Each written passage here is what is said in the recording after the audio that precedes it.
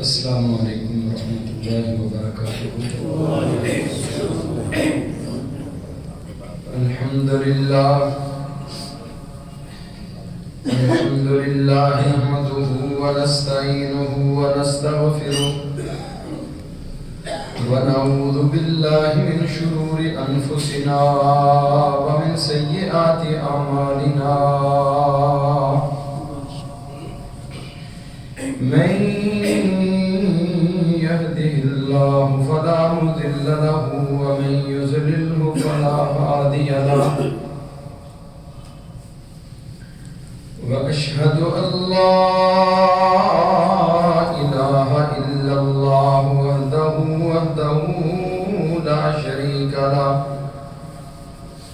وأشهد أن محمدا عبده ورسوله،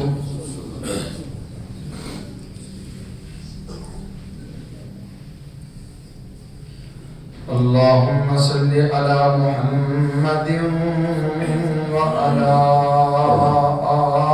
آل محمد كما صليت على إبراهيم وعلى آل إبراهيم إنك حميد مجيد۔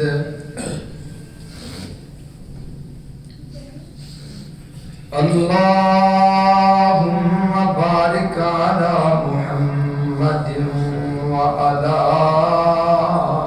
آل محمد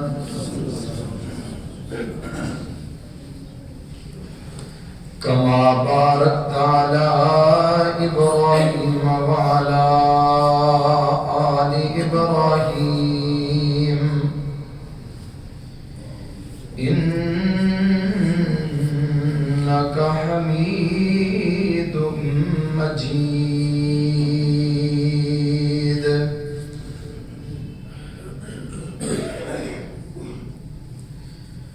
أما بعد فإن خير الحديث كتاب الله، وخير الهدي هدي محمد صلى الله عليه وسلم، وشر الأمور محدثاتها، وكل محدثة بدعة، وكل بدعة ضلالة، وكل ضلالة في النار۔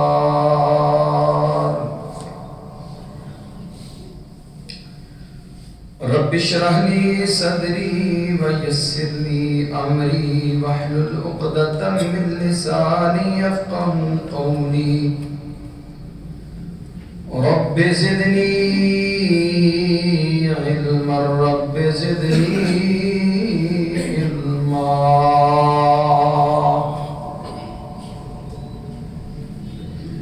سبحانك لا علم لنا إلا ما علمتنا إنك أنت العليم الحكيم۔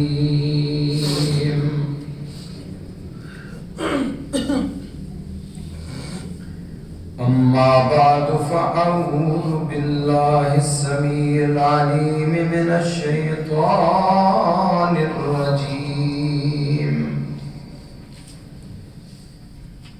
من همزه ونفخه ونفسه، بسم الله الرحمن الرحيم۔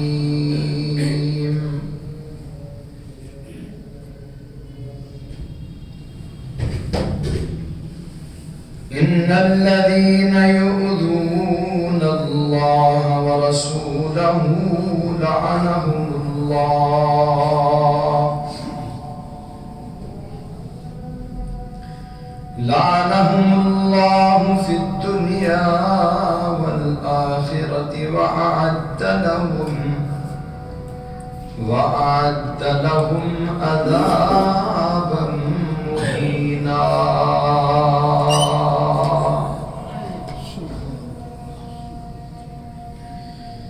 إن الذين يؤذون الله ورسوله، یقیناً وہ لوگ جو اللہ اور اس کے رسول کو عذاب پہنچاتے ہیں، لعنہم اللہ، رب کائنات نے ان لوگوں پہ لعنت کر دی ہے، فی الدنیا والآخرۃ، دنیا میں بھی اور آخرت میں بھی، وَأَعَدَّ لَهُمْ عَذَابًا مُهِينًا، اور ان کے لیے رسوا کن عذاب تیار کر دیے ہیں۔ ہم نے ہر دور میں تقدیس رسالت کے لیے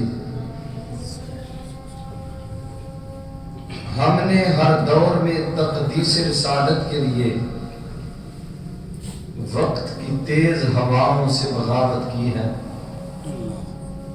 چھوڑ کر سلسلہ رسمی سیاست کا فسون، ہم نے فقط نام محمد سے محبت کی ہے۔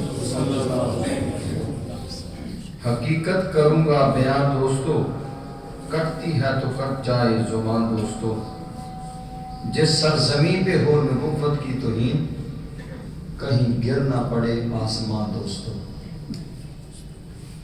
اللہ تعالیٰ کی مختصر حمد کے بعد انگن لاتعداد درود و سلام ہوں امام الکل ختم الرسل ہادی السبل جناب محمد الرسول اللہ صلی اللہ علیہ وآلہ وسلم کی ذات گرامی پر، جس ہستی مقدس و مطہر کی محنتوں کوششوں اور کاوشوں سے اللہ خالق و مالک کائنات نے مجھے اور آپ کو عقیدت توحید جیسی عظیم نعمت سے مالا مال فرمایا ہے۔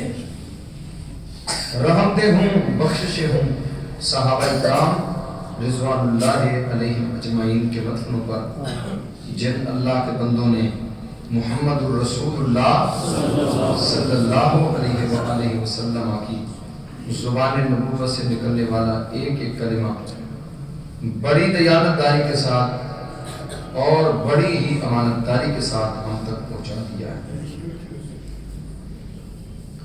اے مولا کریم، کروڑوں رحمت نازل فرمانا علماء محدثین ائمہ کرام رحمہم اللہ تعالی کے مدفنوں پر، جن اللہ کے بندوں نے محمد رسول اللہ صلی اللہ علیہ وسلم کی زبان نبوت سے نکلنے والا ایک ایک کلمہ بڑی دیانتداری کے ساتھ اور امانتداری کے ساتھ ہم تک پہنچا دیا ہے۔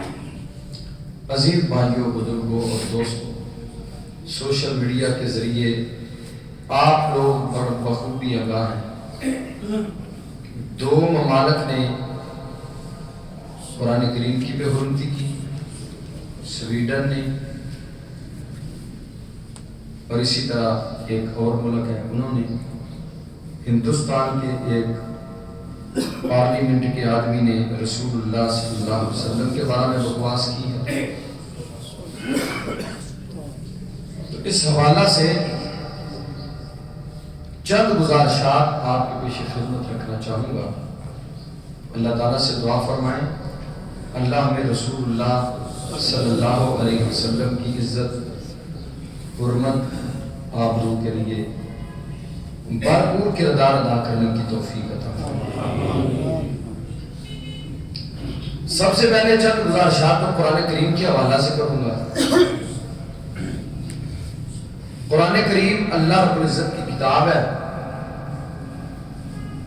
یہ کلام الہی ہے، ساری کائنات کے خالق و مالک کا یہ کلام ہے۔ اس کلام کے اندر شک کرنے والا کافر ہے،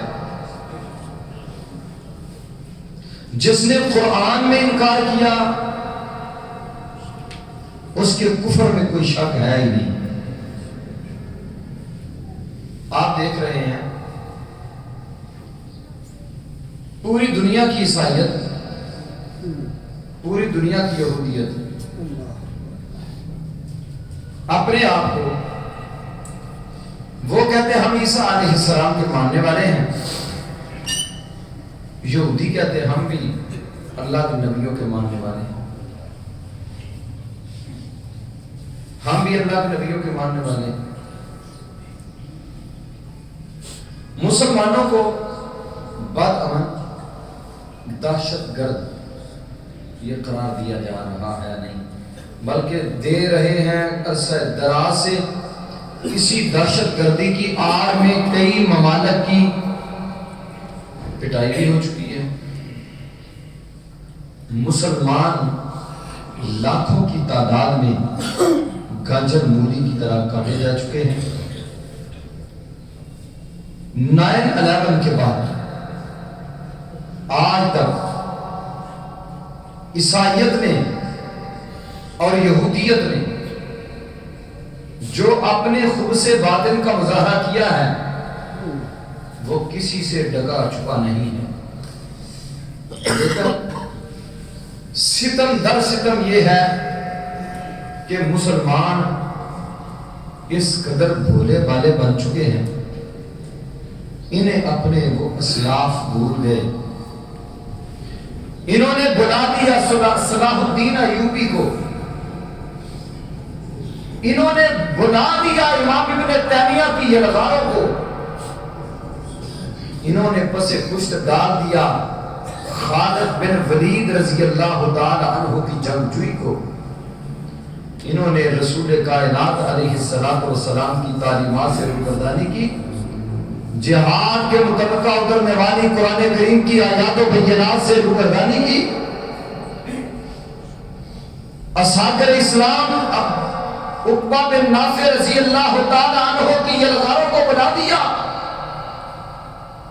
اور محمد کریم صلی اللہ علیہ وسلم کے طریقہ کار کو جو دشمن کے خلاف ٹک جانے کا طریقہ کار تھا اس کو آج مسلمانوں نے چھوڑ دیا، جس کا نتیجہ یہ ہے کہ آج مسلمان ذلت اور رسوائی کی زندگی گزار رہے ہیں۔ قرآن کی حرمت پامال ہو رہی ہے، رسول اللہ کی عزت و ناموس کو تار تار کرنے کی کوشش کی جا رہی ہے، اور مسلمان سوئے ہوئے ہیں، ان کو اپنے پیٹ پالنے کے علاوہ اور کوئی کام ہی نہیں ہے۔ دن رات ہم صرف اپنے پیٹ کے لیے مانگ رہے ہیں اور وہ بھی پورا نہیں ہو رہا۔ جس کے پاس بیٹھ جاؤ وہ یہ کہتا ہے حالات بہت خراب ہو گئی، ملک ڈوب رہا ہے، تباہی ہو گئی، بربادی ہو گئی، فیکٹریاں بند، کارخانے بند، روزگار ختم ہو رہا ہے۔ 1 سال کے اندر 7 لاکھ آدمی نے اس پاکستان سے غیر ممالک کا سفر کیا، صرف اس لیے کہ میں باہر جاؤں گا، وہاں جا کے کچھ کما کے اپنی اولاد کا پیٹ پالوں گا۔ کب تک سفر کرو گے؟ کب تک اپنے ملک سے بگانے رہو گے؟ کب تک یہاں سے چھوڑ چھوڑ کے بھاگو گے؟ کہاں بھاگو گے؟ نکل جاؤ آسمان کی چھت کے نیچے سے، نکل جاؤ زمین کے کناروں سے باہر نکل جاؤ۔ نکل سکتے ہیں؟ اللہ کی قسم ہمیں عزت تب ملے گی جب ہم قرآن کی طرف واپس پلٹیں گے، جب ہم محمد کریم کے فرمان کی طرف واپس پلٹیں گے۔ آج بھی مان لیتا، کل مان لیتا، مارے کھا کے مان لیتا، عزت تب ہی ملنی ہے جب ہم نے واپس پلٹنا ہے اس قرآن کی طرف۔ اس دنیا میں مسلمان سے بڑھ کر کوئی امن پسند ہو سکتا ہے؟ اسلام نے جس قدر امن کا مظاہرہ کیا ہے اور امن کا درس دیا ہے، پوری دنیا کی یہودیت و عیسائیت مل کر اس کا شیر بھی درس نہیں دے سکتی۔ جس قدر امن عالم کا خیال رکھنے کا قرآن نے درس دیا ہے اور محمد کریم صلی اللہ علیہ وسلم نے درس دیا ہے۔ لیکن بدقسمتی سے جتنا اسلام امن پسند مذہب ہے اتنا ہی اسلام کو بدنام کیا جا رہا ہے اور مسلمانوں کے خلاف ہر طرح کی ہرزہ سرائی کی جا رہی ہے، اور اس کتاب مقدس کو پھاڑ کر سوشل میڈیا پہ ویڈیو وائرل کی جا رہی ہے، تصویریں وائرل کی جا رہی ہیں، اس کتاب مقدس کو جلا کر مسلمانوں کو ذلیل رسوا اور ان کو تکلیف پہنچانے کی کوشش کی جا رہی ہے۔ لیکن یہ کیوں ہو رہا ہے سارا کچھ؟ اگلوں کو پتا ہے کہ ان کے لباس بھی ہمارے جیسے، ان کے لباس بھی محمد کریم کی سنت کے مطابق نہ رہے، اور افسوس اور دکھ سے یہ کہنا پڑتا ہے نوجوان نسل کا تو بیڑا ہی غرق ہو گیا، تباہ ہو گیا، برباد ہو گیا۔ مسلمان لوگ لباس کن کا، غیر مسلم کا، مسلمان زبان کن کی، غیر مسلم کی۔ انگلش سیکھنے کے لیے 16 سال لگائیے، انگلش کی سٹوریوں کا بڑا بھرپور جناب فر ترجمہ ہو رہا ہے، اور بدقسمتوں کبھی یہ بھی تو سوچو، مجھے قرآن کا ترجمہ آتا ہے، میں نے قرآن کو پڑھا ہے، مجھے قرآن کے متعلق معلومات ہیں، میں قرآن کو جانتا ہوں قرآن کیا ہے۔ ریلیاں نکالنے کے لیے ہم نکل پڑتے ہیں، احتجاج کرنے کے لیے ہم نکل پڑتے ہیں۔ احتجاج کرنے والے کون ہیں؟ جن کی داڑیاں مونڈی ہوئی، پینٹیں پہنی ہوئی، یہ احتجاج کریں گے، یہ قرآن کی حرمت کے لیے نکلے ہوئے ہیں۔ اسی لیے تمہاری آواز میں وہ روب نہیں رہا، اسی لیے تمہاری آواز میں وہ اثر نہیں رہا، اسی لیے تمہاری وہ ہیبت نہ رہی، اسی لیے تمہارا وہ دبدبا نہ رہا۔ اللہ کی قسم، جو قرآن کو ماننے والے تھے، جو قرآن پہ عمل کرنے والے تھے، ان کے تو نام کیسر و کسرا کے ایوانوں میں لیے جاتے، وہ لرزہ بر اندام ہو جاتا۔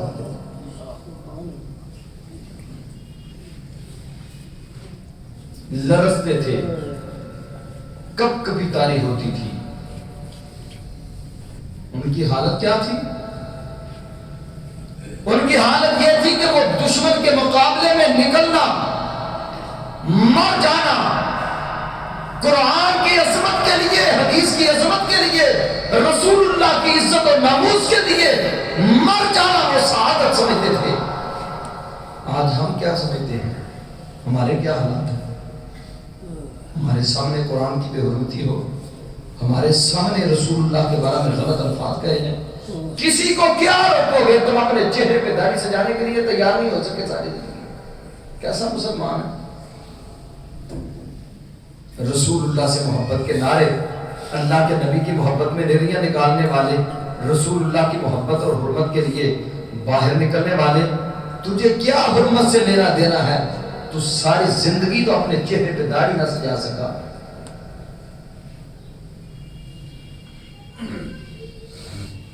ساری زندگی رسول اللہ کی سنت کا قتل کرتا رہا، تجھے تو اللہ کے نبی کے چہرے سے محبت ہی نہیں۔ اگر تجھے محبت ہوتی تو چہرہ جیسا بنانے کی کوشش نہ کرتا۔ تیرا آئیڈیل کوئی اور ہے، تیرا آئیڈیل کوئی اور ہے۔ اگر تیرا آئیڈیل محمد رسول اللہ صلی اللہ علیہ وسلم ہوتے، پھر تیرا لباس اس رسول کے لباس جیسا ہوتا، تیرا طریقہ کار اس رسول کے طریقہ کار جیسا ہوتا، تیری وضاحت محمد رسول اللہ جیسی ہوتی۔ جیسے آپ کے چہرے پہ رب نے داڑھی سجائی، تیری داڑھی مونڈی ہوئی نہ ہوتی۔ اور میرے بھائیوں، آج غیر مسلموں کو اگر رسول اللہ کی عزت و ناموس پہ ڈاکے ڈالنے کی جرت ہو رہی ہے تو اس کی صرف یہی وجہ ہے کہ آج مسلمان وہ مسلمان ہی نہ رہا، آج اس کا وہ رسول اللہ سے پیار ہی نہ رہا۔ اللہ کے نبی سے جن لوگوں کا پیار تھا، دیکھیے پیار کا عالم کیا ہے۔ سنن نبی داؤد کی حدیث ہے، نبی کریم صلی اللہ علیہ وسلم کا ایک صحابی ہے، اس کی لولی ہے، اس سے اللہ نے اسے اولاد بھی دی ہوئی ہے۔ اللہ کے پیارے حبیب علیہ الصلوۃ والسلام کے بارے میں وہ کچھ نازیبا کلمات کہا کرتی تھی۔ ایک دن اس نے اللہ کے رسول کی گستاخی کی۔ اس صحابی رسول نے کیا کیا؟ ادھار پکڑی، اس عورت کے پیٹ کے اوپر رکھ کر وَعَتَكَ عَلَيْهَا، اس کے اوپر ٹیک لگا کے، نابینا صحابی ہے، اس کا پیٹ کاٹ کے رکھ دیا، پیٹ کاٹ ڈالا۔ صبح ہوئی، مدینہ میں قرآن مچ گیا، اس عورت کو کسی نے قتل کر دیا ہے۔ صحابہ کرام رضوان اللہ علیہ مجمعین نے رسول کریم صلی اللہ علیہ وسلم کے پیچھے فجر کی نماز پڑھی. فجر کی نماز کے بعد میرے اور آپ کے محبوب علیہ السلام نے اعلان کیا من قتلہا، کون ہے جس نے اس عورت کو قتل کیا. پچھلی صفوں سے ایک نابینا آدمی اٹھا، لڑکھڑاتا ہوا رسول اللہ کے قریب ہو رہا ہے صلی اللہ علیہ وسلم. قریب ہوا، کہا یا رسول اللہ انا قتلتہا، میں نے اسے قتل کیا ہے. آپ نے فرمایا کیوں مارا اسے؟ کہا اللہ کے رسول یہ آپ کے بارے میں آپ کی عزت و آبرو کے خلاف بدزبانی کرتی تھی. اللہ کے رسول کئی دفعہ برداشت کرنے کی کوشش کی لیکن اس بار تو اس نے حد کر دی. میری ایمانی غیرت نے گوارا نہ کیا، حالانکہ میرے سے بچے بھی ہیں چھوٹے چھوٹے، لیکن اللہ کے رسول میں نے اس کو قتل کیا ہے. محمد کریم صلی اللہ علیہ وسلم نے فرمایا الا ان دمها حدر، اے میرے صحابہ سن لو، اس عورت کا خون رائے گا ہے، اس کے خون کی کوئی قدر و قیمت نہیں.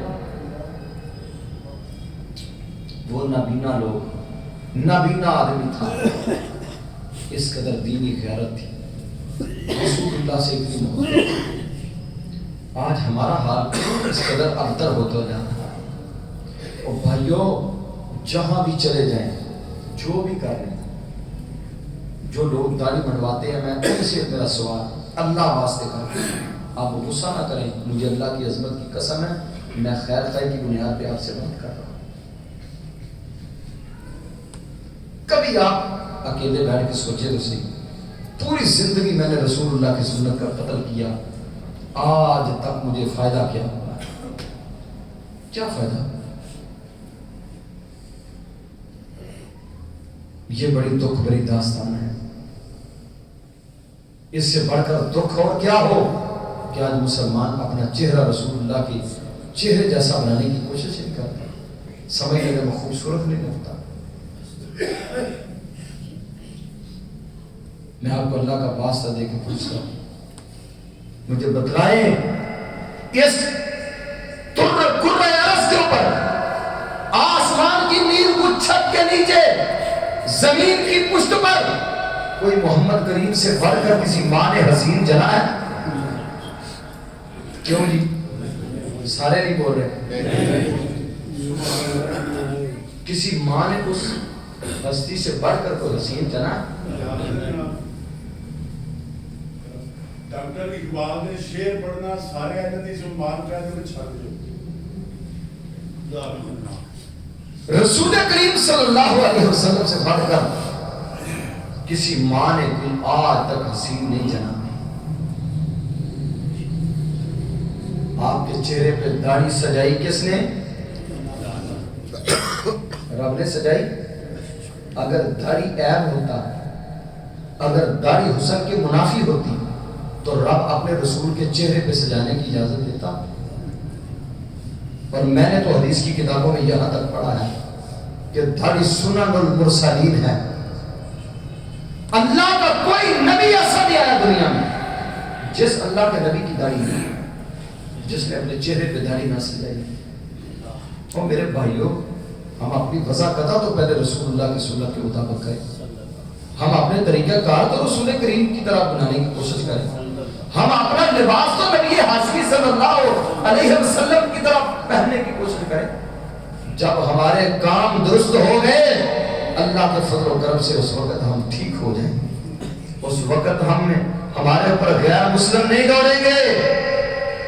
جب ہمارا کردار مضبوط ہوگا، جب ہمیں رسول اللہ کی سنتوں کا درس دینے والے جب ہمیں برے لگیں گے، پھر یاد رکھیں ہمارے اوپر یہودیت عیسائیت ہمارے اوپر تابڑتوڑ حملے کرے گی. جب ہمیں رسول اللہ کی سنتوں پہ غصہ آئے گا پھر ہم کبھی بھی اس دنیا میں عزت کی زندگی نہیں جی سکتے. ہم عزت کی زندگی اس وقت ہی جیئیں گے جب ہماری زندگی، ہمارا کردار، ہمارا قول، ہمارا جینا، ہمارا مرنا محمد رسول اللہ صلی اللہ علیہ وسلم کی سنت ہے. میرے عزیزوں، میرے بھائیوں، ہم یہ دیکھیں کہ آج قرآن کی حرمت کو کس قدر پامال کیا جاتا ہے. کبھی ہم نے اپنے اخلاق کو ٹھیک کرنے کی کوشش کی، کبھی ہم نے اپنا اخلاق ٹھیک کرنے کی کوشش کی. ہم نے اپنی وضع قطع رسول اللہ کی سنت کے مطابق کرنے کی کوشش کی. قرآن ایک ایسی کتاب ہے جو اللہ نے محمد رسول اللہ صلی اللہ علیہ وسلم، اور اس قرآن نے ہمیں درس کیا دیا ہے؟ وَلَن تَرْضَىٰ عَنْكَ الْيَهُودُ، آپ پر یہودی عیسائی راضی نہیں ہو سکتے. ساری زندگی لگے رہیں ان کو راضی کرنے کے لیے، کبھی عیسائی یہودی تمہارے اوپر راضی اور خوش نہیں ہو سکتے. دنیا کا کفر اس وقت اکٹھا ہو چکا ہے. دنیا کے کفر نے مسلمانوں کو نگلنے کا ہر حربہ استعمال کر رہا ہے. مسلمانوں کو اظہار رسانیوں سے، مسلمانوں کو تکلیفوں سے دوچار کرنے کا کوئی دقیقہ کو گزشتہ نہیں کرتے. اس میں ہمیں کیا کرنا چاہیے؟ ہم یہ تو دیکھیں کہ ہمارے مسلم امہ کے جتنے حکمران ہیں، کوئی ایک حکمران ایسا آپ کو نظر آ رہا ہے جو کفر کی آنکھوں میں آنکھیں ڈال کے بات کرنے والا ہو؟ ہر آنے والا ان سے داد تحسین چاہتا ہے. ہر آنے والا اس کا ایجنڈا لے کے آتا ہے. ہر آنے والا ان سے کہتا ہے مجھے مسلط کرو پاکستان کے اوپر، جو تم نے فلاں سے کروانا تھا وہ اس سے زیادہ میں کرنے کے لیے تیار ہوں. اس کی وجہ آج آپ اپنے ملک کا حال دیکھ لیں. اس کے لیے ہمیں سب سے بڑھ کر محنت یہ کرنا ہوگی کہ اس ملک میں اسلامی نظام آنا چاہیے. اس ملک میں اسلام کا جب تک نظام نہیں آئے گا اس وقت تک ہمارے حالات کبھی بہتر نہیں ہو سکتے. اور امت مسلمہ اگر اس نے اپنی آنکھیں نہ کھولی، ان کی نسلیں تباہ سے تباہ ہوتی چلی جا رہی ہیں. آج بھی وقت ہے مسلمان ہم اپنے حالات کو بہتر کرنے کی کوشش کریں، اپنی عملی زندگی کو مضبوط کریں. بھوک آتی ہے، صحابہ کرام سے بڑھ کر کس نے بھوکے زیادہ کاٹی؟ پیروں ننگے پیٹوں بھوکے، تن دوالے میرا، نال نبی دے نستے جاون کارن جنگ شریرا. بھوک لگے تے پتر درختہ توڑ شتابی کھاندے، جس دم سونے دا چہرہ ویندے دکھ یاد نہ رہی دے. ان کی محبتوں کا عالم کیا تھا؟ اللہ کی قسم نبی مکرم صلی اللہ علیہ وسلم کے صحابہ رسول اللہ کی ایک ایک ادا کو یاد رکھتے تھے. ہم نے تو بلا ہی دیا سب کچھ، ہم نے تو سب کو چھوڑ دیا. آج مسلمان آج رسول اللہ کے بارے میں جس کا جی چاہتا ہے خاکے بنا کے خاکے چھاپ دیتا ہے، جس کا جی چاہتا ہے بس زبانی کر دیتا ہے، جس کا جی چاہتا ہے جو مرضی کہہ دیتا ہے. انہیں پتہ ہے ماننے والوں کا حال بھی ایسا ہی ہے. صحابہ کی محبت کا عالم دیکھے گیا تھا. عروہ بن مسعود ثقفی آیا، کہنے لگا میں دیکھ کے آتا ہوں کہ محمد صلی اللہ علیہ وسلم کے ساتھی اور ماننے والے کس قدر آپ سے محبت کرتے ہیں. کیوں نہیں آج تک مسلمانوں کو زیر کیا جا سکا؟ جس میدان میں جاتے ہیں مسلمان شیروں کی طرح جپڑتے ہیں کفر کو اور بچھاڑ کے رکھ دیتے ہیں. آپ یہ تو دیکھیں کہ رسول اللہ صلی اللہ علیہ وسلم کے دور میں جتنی جنگیں ہوئیں، ابو بکر صدیق رضی اللہ عنہ کے دور میں، سیدنا عمر رضی اللہ تعالیٰ کے دور میں جتنے مسلمان اسلام کتنا پھیلا، کیا اس وقت ہمارے پاس اس قدر مضبوط طاقتیں تھیں؟ مان لو زر کی بہتان تھی، دنیا کی ریل ویل تھی، کچھ بھی نہیں تھا. صرف ایک ہی چیز تھی، اللہ پہ توکل تھا، رب پر اعتماد اور بھروسہ تھا، اور زمین پر رب کائنات کے بھیجے ہوئے رسول سے محبت تھی. اور محبت کا عالم یہ تھا، ہر کہنے والا کہتا تھا وجہی لے وجہ کل وقا، محبوب میرا چہرہ آپ کے چہرے کے لیے ڈال ہے.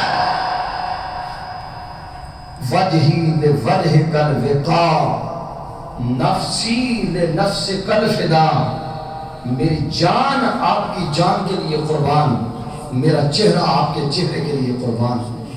جب ہم ایسے تھے تو اس وقت آسمانوں سے فرشتے ہماری نصرت و تائید کے لیے اترتے تھے.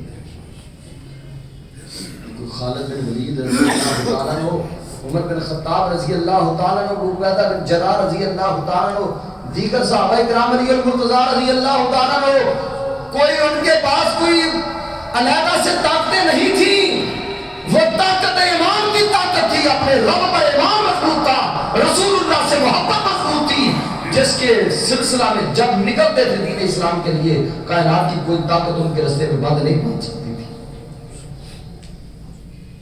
اللہ کے نبی کے ساتھ کس قدر محبت ہوئی۔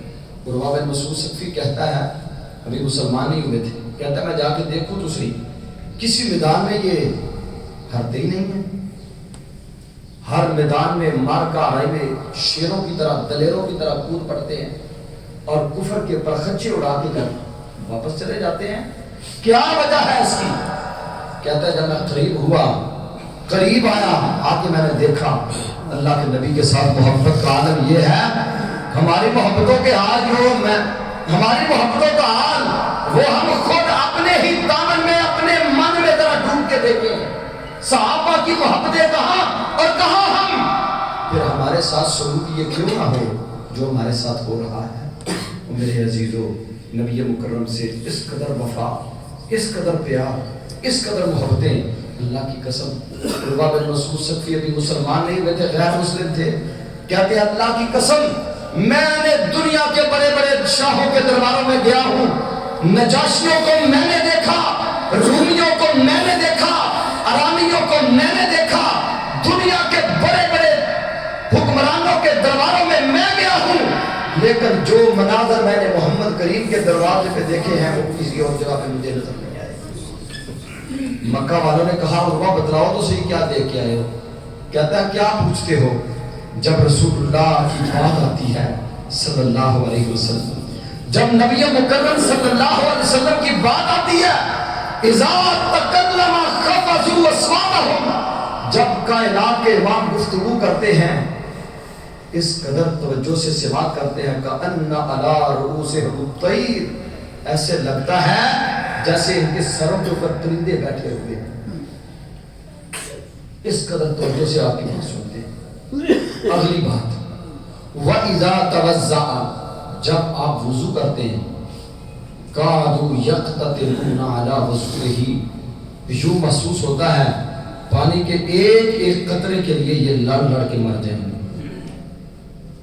وَإِذَا تَنَخَّمَ نُخَامَةً، اور جب نبی کریم صلی اللہ علیہ وسلم اپنا لعاب دہن پھینکتے ہیں، اللہ کی قسم وہ بھی کسی آدمی کی ہتھیلی کے اوپر ہی گرتا ہے۔ آپ کا لعاب بھی کسی کی ہتھیلی کے اوپر گرتا ہے، اور ہتھیلی پہ لے کے کیا کرتے ہیں؟ اپنے ہاتھوں سے مل کے اپنے چہروں پہ ملتے ہیں۔ کہے عروہ ثقفی قریشانو جا کے، کہے عروہ ثقفی قریشانو جا کے، میں شاہاں دے شاہی دربارانو ڈٹھا، زمانے جو ایسی مثال ہی نہیں ملتی جنہیں میں محمد دے یارانو ڈٹھا ہے، وضو قطرے گردے دے پج پج کے پکڑن، محبت نال مل دے رخسارانو ڈٹھا ہے، گرے تھک دی ایک بھی چھڑنا زمین دے، ایسا کبھی بھی نظارہ نہیں ڈٹھا۔ ان کی محبتوں کا یہ عالم تھا، جس طرف رخ کرتے تھے کائنات ان کے لیے زیر ہوتی چلی جاتی تھی، اللہ ان کے لیے دنیا کو مسخر کرتے چلے جاتے تھے، پہاڑوں کی چوٹیاں بھی ان کے لیے زیر ہوتی چلی جاتی تھی۔ کیوں؟ وہ محمد رسول اللہ سے وفا کرنے والے تھے، وہ کائنات کے امام سے محبتیں کرنے والے تھے، وہ اللہ کے نبی کے پورے وفادار تھے، رسول اللہ کے دین پہ جانے نچھاور کرنے والے تھے، اس لیے دنیا میں عزت کی زندگی جی کے گئے ہیں۔ اگر آج ہم بھی دنیا میں عزت کی زندگی جینا چاہتے ہیں، اس کا ایک ہی حل ہے، رب کے دین کے لیے مخلص ہو جائیے، قرآن سے مخلص ہو جائیں، حدیث سے مخلص ہو جائیں، رسول اللہ کی سنت سے مخلص ہو جائیں، دین اسلام سے پوری محبت، پورا پیار، جس طرح اللہ کے نبی کے صحابہ نے کیا ہے اس طرح کریں گے تو انشاءاللہ مسلمانوں کو عزتیں مل سکتی ہیں۔ قیصر روم نے کیا کہا؟ صحیح بخاری کی حدیث ہے، قیصر روم نے جب سردار ابو سفیان ابھی مسلمان ہوئے، رسول کریم صلی اللہ علیہ وسلم کا خط ملا قیصر روم کو، قیصر روم نے خط پڑھا، خط پکڑ کے پڑھ کے کہنے لگا لو کنت عنده، اگر میں اس رسول کے پاس ہوتا، اگر میں اس رسول کے پاس ہوتا، لغسلت عن قدمیہ، اللہ کی عظمت کی قسم ہے میں اس رسول کے قدم دھو کے پیتا۔ اٹلی کے بادشاہ کے یہ الفاظ ہیں، اگر میں وہاں ہوتا میں محمد کریم علیہ السلام کے قدموں کو دھو کر پیتا۔ پھر اس نے کیا کیا؟ سردار ابو سفیان سے سوالات کیے، جو کچھ سردار صاحب سے پوچھا گیا۔ سردار ابو سفیان ابھی مسلمان ہی ہوئے تھے، سارے سوالوں کے جواب دیے۔ کہا اس سے پہلے کبھی کسی نے اس کے آبا میں سے کسی نے حکمرانی کی ہو جسے حکمرانی کا چاہ ہو؟ کہا کوئی ایسی بات نہیں، کوئی ایسی بات نہیں۔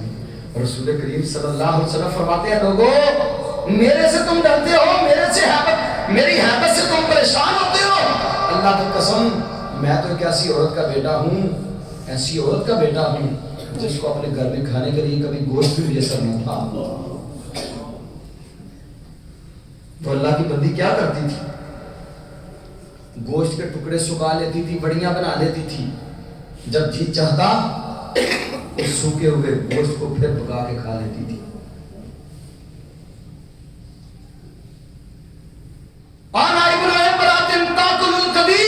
میں اس عورت کا بیٹا ہوں جو عورت سوکھے گوشت کے کبھی جس کو کھانے کے لیے گوشت ملتا تھا، جب کبھی ملتا اسے سکھا کے اپنے پاس جمع کر لیتی تھی، جب جی چاہتا تھوڑا بہت گوشت کھانے کو کھا لیتی۔